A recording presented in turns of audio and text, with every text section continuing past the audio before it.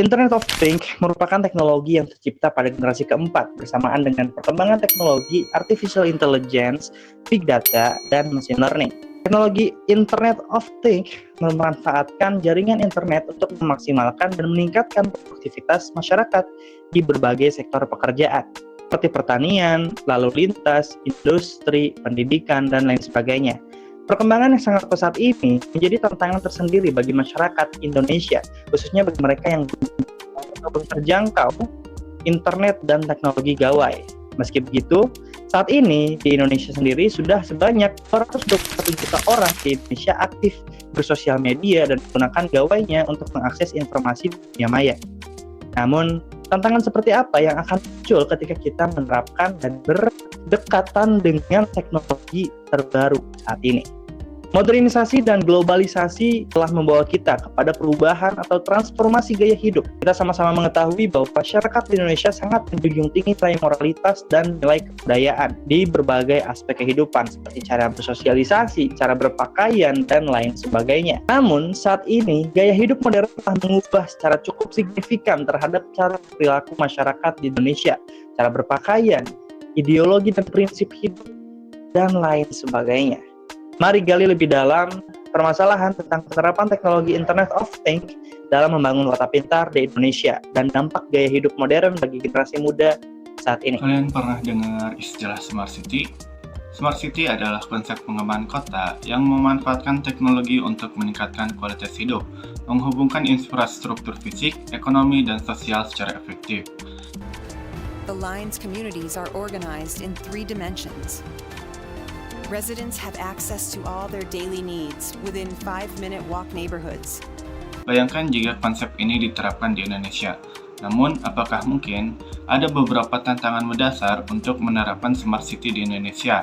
Yang pertama, infrastruktur yang belum merata. Contoh dalam bidang internet, menurut Menkominfo, ada sekitar 12.000 desa yang belum terjangkau internet. Padahal salah satu elemen Smart City adalah integrasi teknologi yang memerlukan koneksi internet, seperti transportasi cerdas dan pengelolaan lingkungan berbasis IoT. Dengan akses internet yang minim, penerapan Smart City akan kurang maksimal. Untuk mengatasi hal ini, perlu ada peningkatan akses internet di daerah terpencil. Menurut OECD tahun 2021, peningkatan internet dapat mengurangi kesenjangan digital antara kota dan desa, sehingga masyarakat di daerah terpencil juga dapat menikmati manfaat Smart City. Tantangan kedua adalah kurangnya SDM yang kompeten. Meskipun tingkat penetrasi internet tinggi, laporan We Are Social dan Hootsuite tahun 2023 menunjukkan hanya sekitar 60% penduduk yang memiliki literasi digital memadai. Kekurangan tenaga ahli dalam data analisis, cyber security, dan IoT menjadi hambatan besar dalam penerapan Smart City. Menurut World Economic Forum tahun 2022, pelatihan berkelanjutan sangat diperlukan. Santoso et al. Tahun 2020 menambahkan pelatihan teknis untuk pegawai pemerintah daerah penting agar mereka dapat mengoperasikan teknologi baru dengan lebih baik. Dengan meningkatkan akses internet dan mengembangkan keterampilan SDM, Indonesia dapat lebih siap untuk mewujudkan Smart City, sehingga kualitas hidup masyarakat bisa lebih baik. Oke, kalau kita ngomongin gaya hidup modern gitu, sekarang orang-orang menggunakan teknologi dalam kehidupan sehari-harinya. Misalnya menggunakan smart home atau rumah pintar, yang dulunya kita harus mematikan lampu dengan manual, sekarang meskipun kita ada di luar, ada di negara mana atau planet mana gitu, kita tetap bisa mematikan lampu hanya dengan klik di HP. Ya, asalkan punya koneksi internet. Dan contoh-contoh lain seperti Smart City, Smartwatch, cashless payment, dan lain-lain. Nah, tapi ada dampak negatif dari gaya hidup modern ini, yaitu gaya hidup hedonisme dan sikap individualis.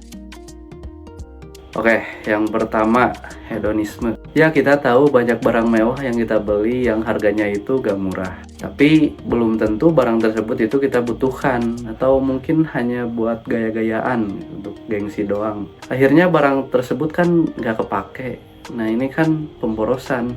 Nih, faktor pendorong perilaku korupsi. Salah satunya adalah gaya hidup bermewah-mewahan. Nah, terus gimana solusinya? Pertama, bijak dalam konsumsi dan produksi.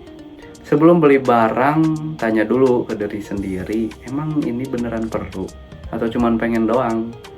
Kalau cuman buat gaya, ya mending uangnya ditabung dulu aja. Kedua, edukasi keuangan pribadi. Ada banyak aplikasi atau komunitas yang bisa bantu kita belajar soal ini. Yang ketiga, evaluasi diri.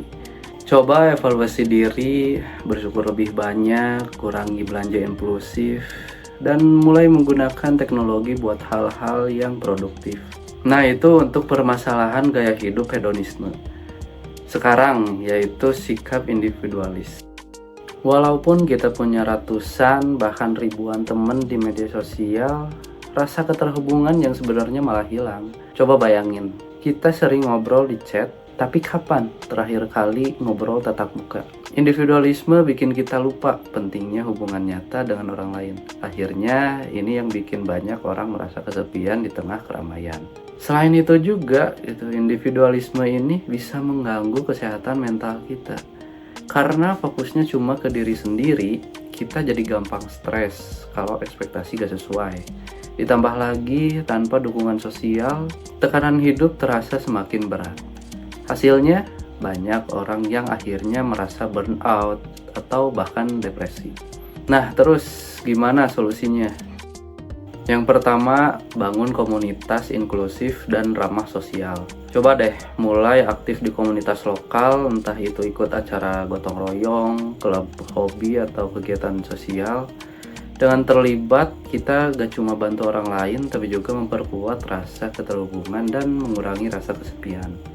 Kedua, fokus pada kesehatan mental dan kesejahteraan. Cari waktu buat ngobrol langsung sama orang-orang terdekat. Kalau ada masalah, jangan ragu untuk curhat atau bahkan konsultasi sama ahli. Ketiga, dorong kolaborasi dalam bekerja atau berkarya. Di lingkungan kerja atau sekolah, coba aktif buat kolaborasi. Jangan cuma fokus ke target pribadi, tapi pikirkan gimana kita bisa bantu tim atau komunitas. Ini gak cuma bikin kerjaan jadi lebih ringan, tapi juga melatih rasa empati kita. Nah, itu semua adalah permasalahan dan solusi dari gaya hidup modern. Terima kasih teman-teman yang sudah menonton. Sekian dari kami.